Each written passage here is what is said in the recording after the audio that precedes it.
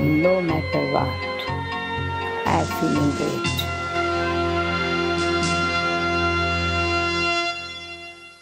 Hello, dear friends. Welcome back to Godlywood Studio. Welcome back to your favorite program, Light of Knowledge. As usual, we are continuing our discussion on powers. We are storehouses of power, but it takes a little bit time and attention to look into ourselves to understand first what are those powers. We are the most powerful species in the universe.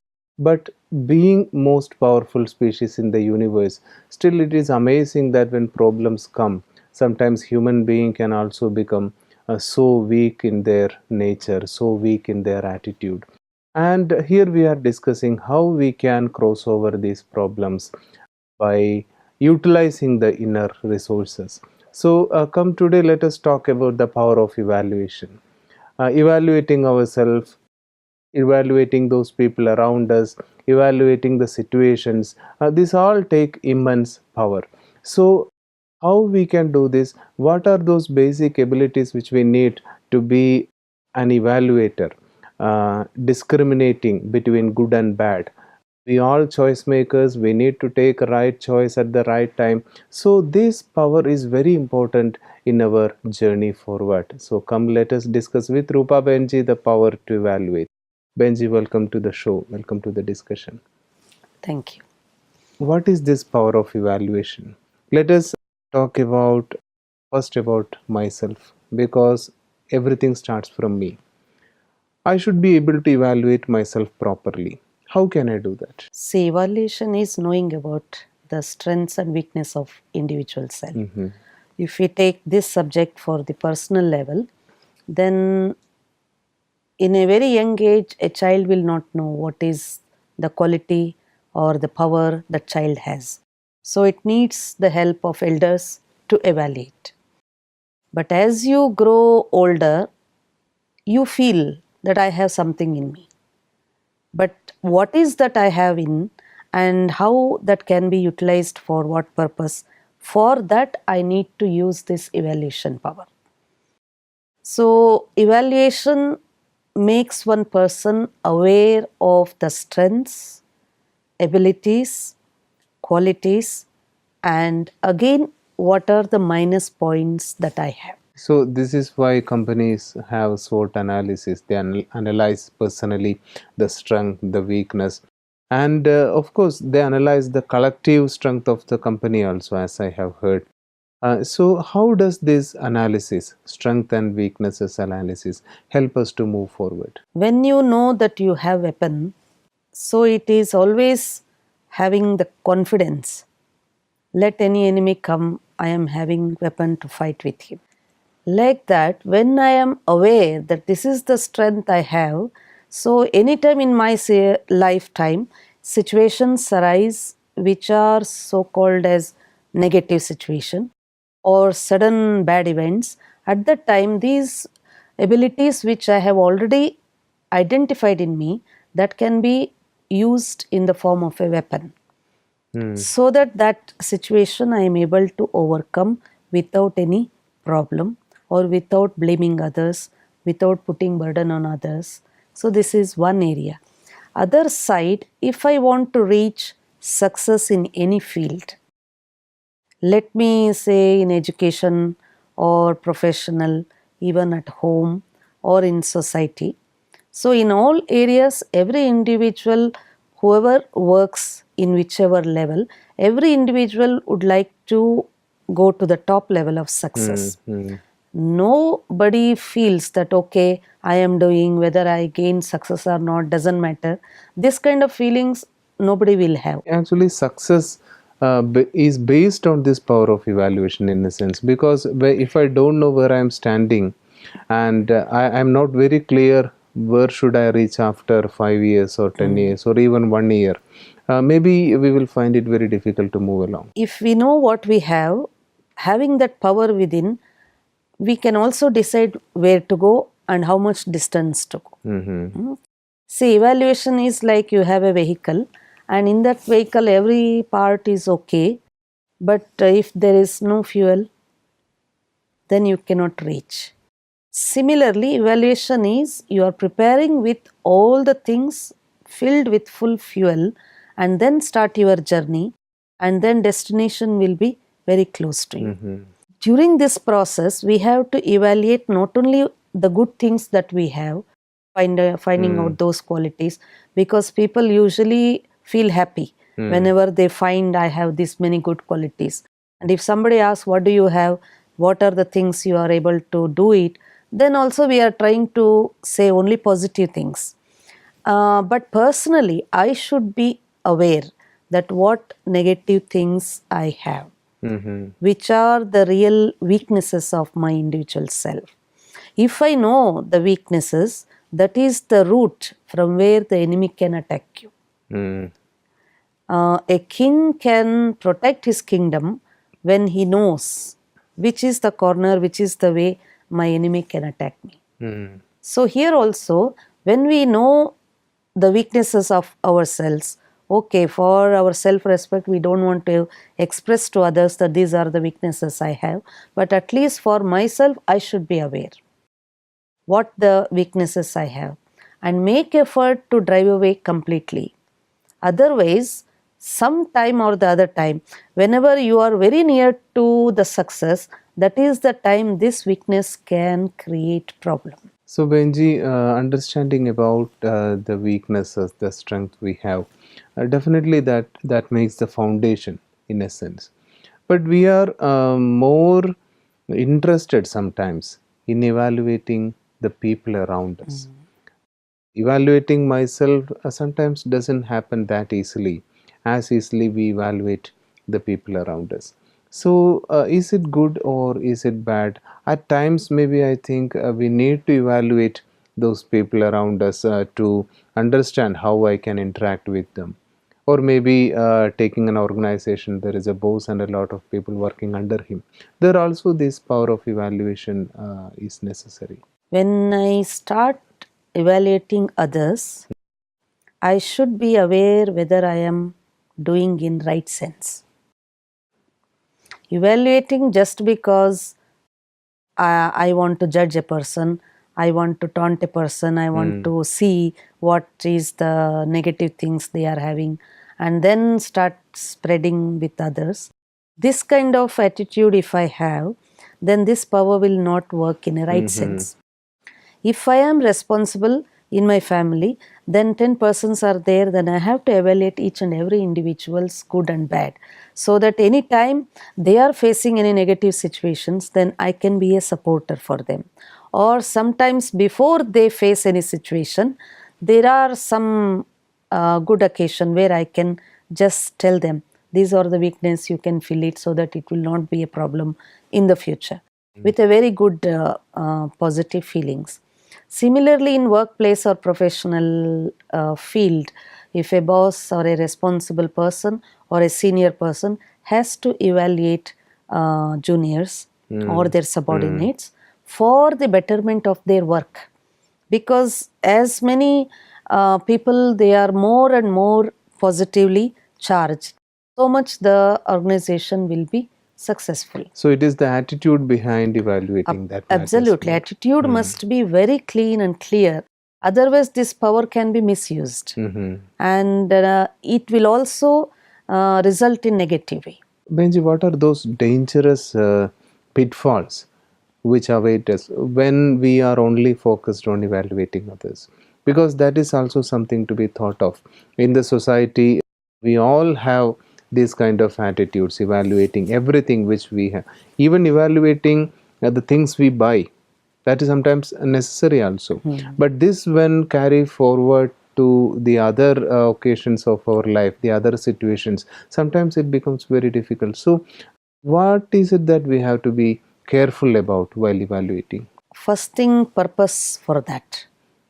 So first purpose is I am responsible, and second thing, I being in the position of a responsible person, I am the guiding force for that person. Then it is my real responsibility to evaluate that person and constantly keep an eye on him, so that his weakness should not be a hindrance for himself or to the organization.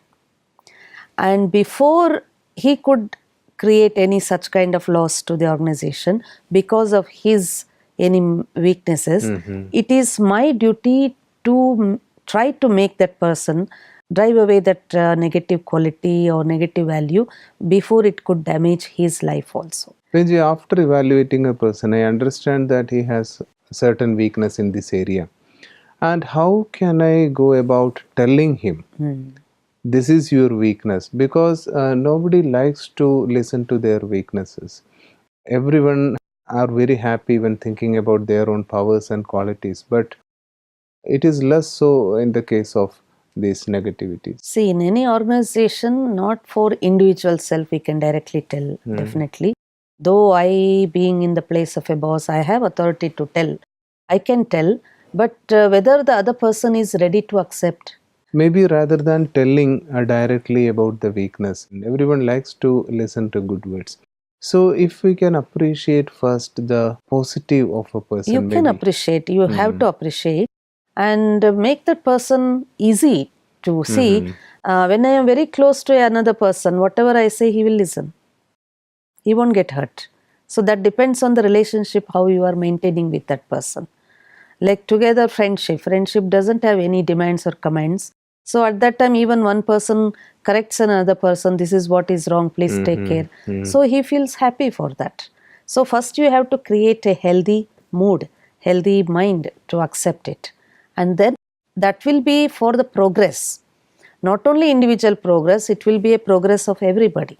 So then everybody will accept it. Because somewhere in this series we discussed in a previous episode that if you want to instill a good habit in a person, continue appreciating until he develops that habit. This is something wonderful, because we usually condemn, we usually criticize, and we think that then the new habit will be instilled. So this new method of approaching people, this new method of trying to transform the other person without hurting him. So how can we improve this kind of an evaluation power in us? We have to express liberally what is the best thing they have. Many times I have seen parents, children, they are good in many attitudes and activities. In one or two areas they are not okay. But parents will be fully worried about only that, not which they are really doing good. And then even if we ask also, they accept it. Yes, he is good in everything, but I am worried about only this part. But instead of worrying, we appreciate all that and then suggest. If that becomes also good, then he will be perfect. He will be more successful. But Benji, here I have a doubt. To carry out this process, for that it actually works out, because we want result when we are interacting with people and relationships. So if a person very close to me has a weak point, as we discussed in a previous episode, and I want to change it, instill a new habit there, and if the only technique is to appreciate him until he develops a new habit, how I go about doing this? Because suppose he is weak in study, so should I tell him again and again that you are a very intelligent person? Is that the way? No, that will not work, because that's very artificially we are doing. So what is that point of appreciation which we should give? Suppose he has a weakness of bad communication. So whatever may be the situation. Find out why he is weak in study, first of all. If you ask that child, are you not interested in educating yourself? He will say, no, I am absolutely interested. He is having interest, he is having all the enthusiasm, yet he is not able to study well. So you have to find out the core cause why he is failing in that. Maybe even that child is not aware why he is failing. Parents are also not aware why he is failing. Only parents wants him to study well, and child also says, I am putting my effort, but not able to study to the expectation, and both the parties doesn't know the real reason. But I know the real reason why he is not progressing. But how can I make him realize? That is where this technique... No need of realizing. Support him to fulfill that weakness. So how do I go about supporting? Because this is a real problem inside families, and there are many children whom parents are really worried about. There are parents who are really concerned about their children, who are trying to give a good atmosphere as we discussed, but still when they don't find result, they are very much worried. So what is the technique of giving appreciation? For example, if a child is very untidy, he doesn't keep things at place, you have told him a number of times but still it is the same, maybe he want to change but the result are not being seen. Okay, let us take this example. The child is untidy, not able to keep the things at right time with the right proper way. Instead of telling repeatedly, you start doing it. You keep his things, books, uniform, everything at right place, and ask him, is it good looking now? Do you feel okay? This is the way you like it. As I have decorated here, I have kept all the things in right place. So the child will see, observe, it feels okay. But still no expression. Second day, you try to do the same. Third day, you just help. After continuously doing it for more than 7 days, 8 days, then one day you are not there. You have gone out, let us expect like that. And that child will think, oh, if my mother would have been here, she will keep everything here. So today she is not there, let me keep. If that happens, that is very good, Benji. But It happens. Parents will not support like that. They But will just I'm ask thinking, the child, keep your shoes in that desk. Keep your clothes here. Like this, they will go on point out, that's all. even if some parent is adopting the method which you said, isn't there a chance that when that parent, as you said, let us assume that the parent is doing it every day for him and asking for his evaluation, and when one day if the parent is absent, won't the child think that, oh, today let it be untidy, tomorrow she or he will come and No, we are already having a prefixed thought that child will think like this, is it not? In that place, we have to give positive thought. Many times in families, parents are binding the children with their strong negative thoughts. That my child, oh, today no, I am not there. He will not keep things in right place. Tomorrow I will go and see everything will be scattered like that. So parents usually hijack the children or occupy children's mood with their negative confirmed thoughts. My boy, you see, tomorrow I am not there, he will not do anything. He will not do anything. So you mean to say that it is this negative energy which we are sending actually causes the child to continue with the lazy habit again and again? It is also one of the major reasons. So my positive wishes alone, you are saying that my positive wishes alone is enough for the child to change later. Somewhere in the future, the child will realize and change if I keep on sending positive vibrations. You just have faith in your child that he is going to be good. When and how, you need not worry. When you are making that limitation, then again you are binding that child. This is very subtle way it works.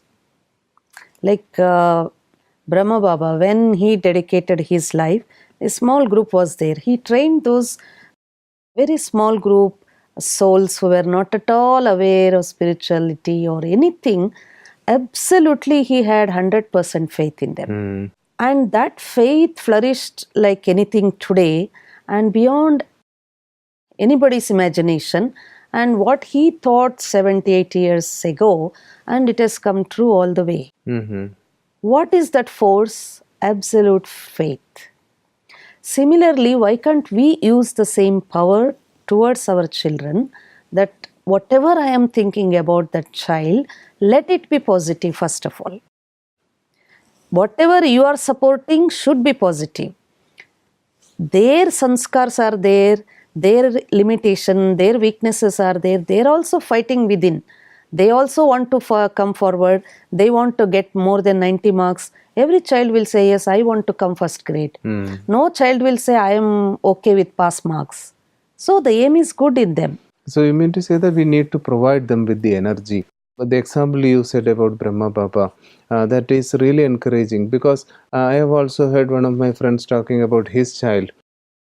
He was also untidy. His child was very untidy, and he adopted a little trick in order to give a boost to that child. When he was talking to another friend about his child, and the child was also present, he said to the other person, "My child keeps everything in place." He was actually not doing it. And this child, he says, from next day, he started doing it actually. So this kind of appreciation can also work. Parents can adopt this approach. So, whatever appreciation we are giving to our children or anybody, even in the office, boss and subordinate relationship, or friendship in friends with each other, or parents and child, or a teacher or a student, in all relationship, even if we are appreciating somebody, don't ever appreciate for the sake of appreciation. Do with your real heart. Then that will work as a power for them, that they start moving along with that power to the positive side.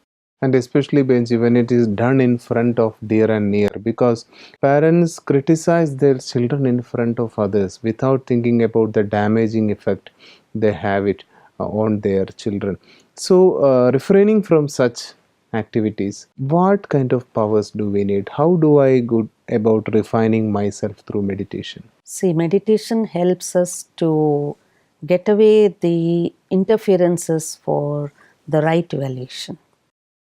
Like a diamond merchant will know how to focus and see the flaws in the diamonds. Like that, a farmer will know what time, what season, what seed should be put in the field. If at all we are not having a clarity, and sometimes for the right evaluation, our emotional interference is the biggest problem. Benji, as we know, emotional intelligence is necessary for success in life, and meditation has been proved again and again as a right tool for emotional intelligence. So, can we practice a little bit of meditation so that we get a practical sense of it? Sit in a comfortable position. Gently focus your attention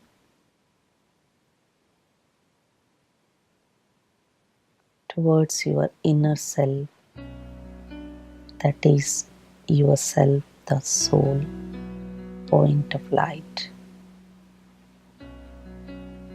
in the center of your forehead. I decide good and bad, do's and don'ts for my better life. To do this act of analyzation accurately,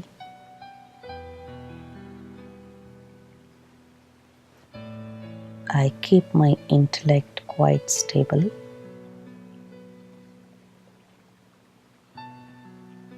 and observe my mind, the thoughts, carefully without getting influenced by my feelings.